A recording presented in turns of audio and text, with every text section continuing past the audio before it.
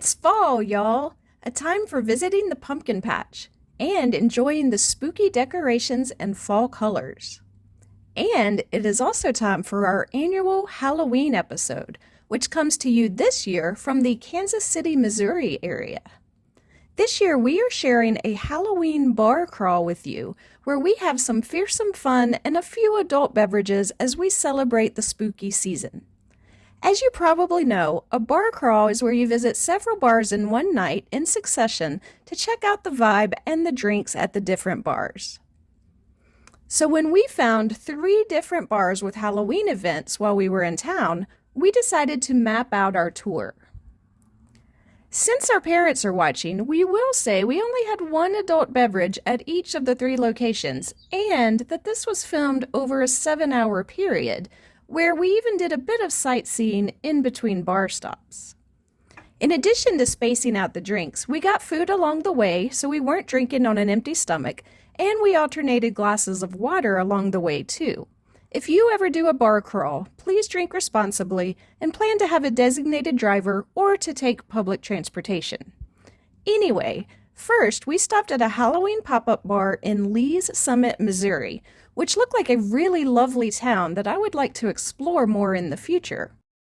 This pop-up bar is called Netherworld, and it is located in Calaveras, a Mexican restaurant in a row of quaint shops along Main Street. The decorations at this place were amazing. There were animatronic Beetlejuices and giant sandworms, and lots of creepy decor from the world of Beetlejuice. We got here a bit after they opened at 4 p.m., so we decided to order some dinner since this place is a year-round Mexican restaurant. We of course had to order some fun Beetlejuice-themed drinks. Jack ordered the Ghost with the Most, featuring Malibu coconut rum, vodka, coconut cream, lemon juice, and lime juice. I ordered the Beetlejuice, which featured melon, peach, triple sec, lemon, and lime. Both drinks were $13.95 apiece, and we both really enjoyed our drinks.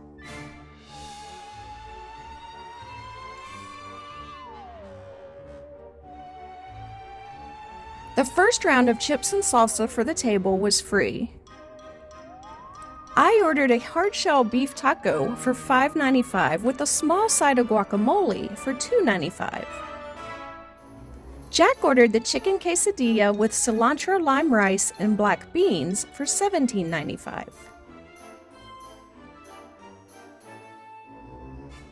The food here was pretty good. It has a solid 3.5 out of 5 stars on Yelp. So you can go enjoy this restaurant year-round, even after the Netherworld pop-up bar ends on November 3rd, 2024.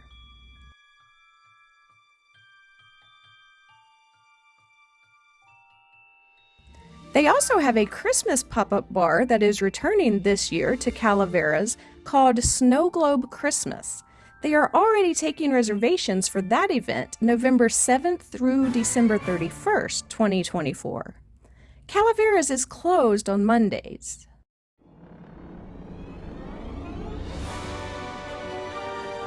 These holiday pop-up bars are a cool idea to add some festive vibes to a local restaurant or bar.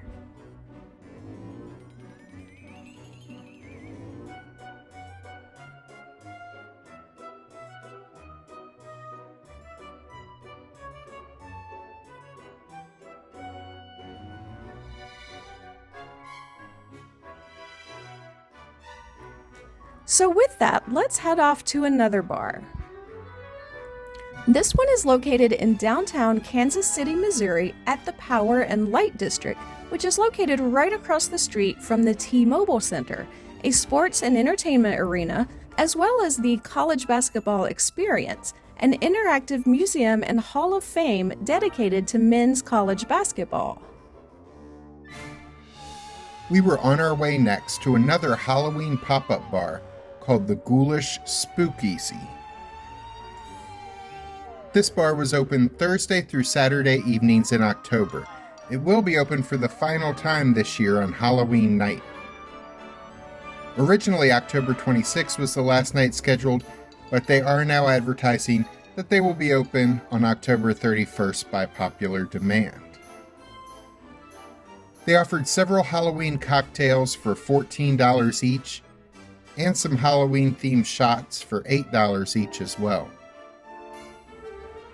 Alice ordered the Potion 95, featuring coconut rum, melon liqueur, pineapple juice, grenadine, and blue curacao.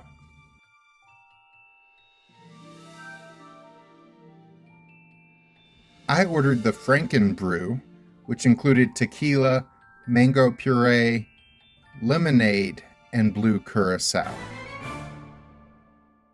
These drinks were pretty good, and they also seemed to be a bit stronger than the drinks we had earlier at Calaveras. The decorations here were pretty solid. I had a job for years where one of my responsibilities was to oversee the decorating of the office for the holidays, and the decorations here were along the lines of what my team would do at the office.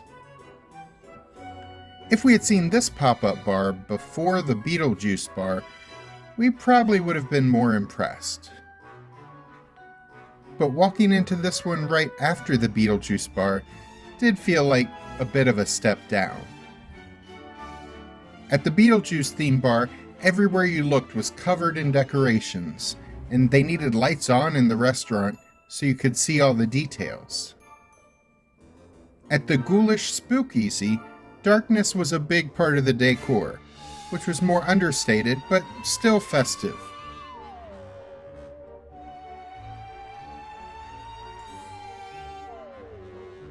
They were playing the movie Coraline on a big screen. You couldn't hear it, but the closed captioning was on.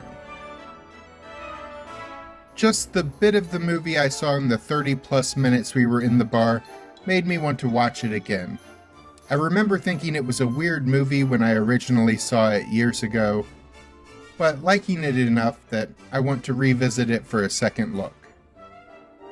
So I give the bar bonus points for playing Halloween-themed movies. This bar featured Halloween trivia nights and costume contests a few times during the season, but neither of those events were going on during our visit.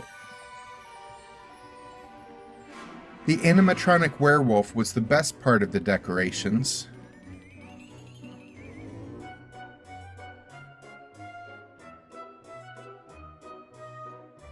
Which even extended to the bathrooms, where there were bloody handprints on the mirror.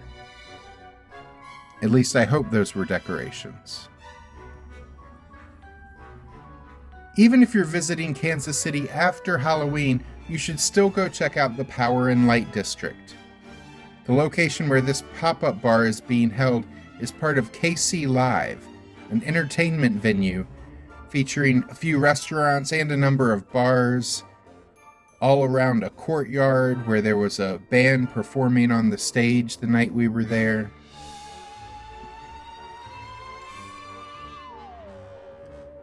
This central courtyard area features entrances to the restaurants and bars that surround it, and even though it is an open-air courtyard, there is a roof over it, so you would remain dry here even if it rains.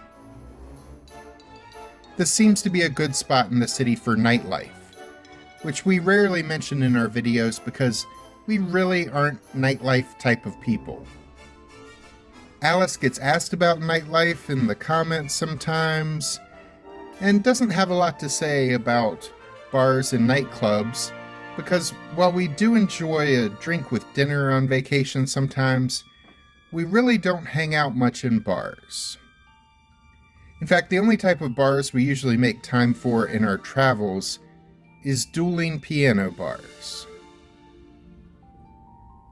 Have I mentioned yet that the Power and Light District actually does have a dueling piano bar? It's right across the courtyard from where the Ghoulish Spookeasy was held. And that is our final bar on this bar crawl.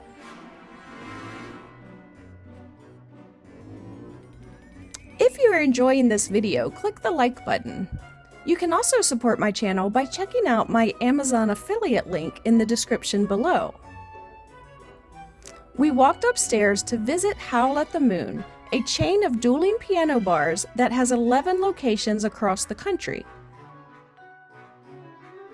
The night we attended was their Night of the Undead Halloween party, featuring lots of Halloween decor and a costume contest. This bar is known for serving alcohol in 86-ounce buckets to share with your table, but that is definitely something we did not do. Howl at the Moon did not have any fun Halloween-themed drinks, unfortunately, so I ordered the Mango Tango, which featured coconut rum, mango puree, lemon sour, and simple syrup. Jack ordered the Coco Loco, which features coconut rum, sunshine punch rum, lime juice, and lemon sour. These drinks were really good, and they were around $15 each. If you aren't familiar with dueling piano bars, there are 2 pianos played by musicians on stage, and the show is controlled by audience members who request songs they want to hear. The musicians will get to your song faster if you include a tip with the request. One thing that sets Howl at the Moon apart is that they have more musicians than usual for dueling piano bars. At some points, there were 6 performers on stage, 2 playing pianos, and the rest playing guitars or percussion instruments or just singing along.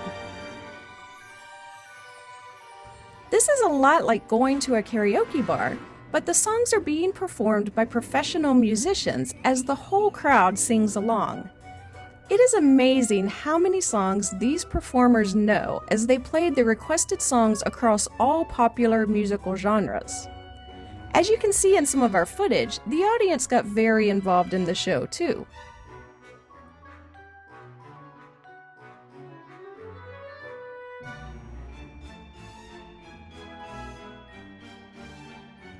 This night out on the town was a great way to celebrate Halloween together. So here is our final review. Calaveras had the best decorations of any of these bars. Their Beetlejuice theming was a lot of fun and spooky in a fun way instead of trying to be outright scary. We liked the drinks best at Calaveras pop-up bar as well, though all the drinks we tried were tasty. Calaveras not only had a fun Beetlejuice theme and the best drinks, they also had the best food. But admittedly, they won that category by forfeit as neither of the other bars were serving any food at all. Finally, while we enjoyed ourselves at all 3 bars, Howl at the Moon provided the most fun party vibes. Like every dueling piano bar we have been to, it was a very entertaining evening. Even though it may be too late to experience these Halloween bars, we definitely suggest checking out Calaveras and the bars and restaurants at the Power and Light District, especially Howl at the Moon if you find yourself in the Kansas City area. Also, check out the link to some of our past Halloween adventures in Orlando, Pigeon Forge, Tennessee, and Richmond, Virginia by clicking the links at the end of this video. And don't forget to subscribe so we can see you the next time we're traveling through.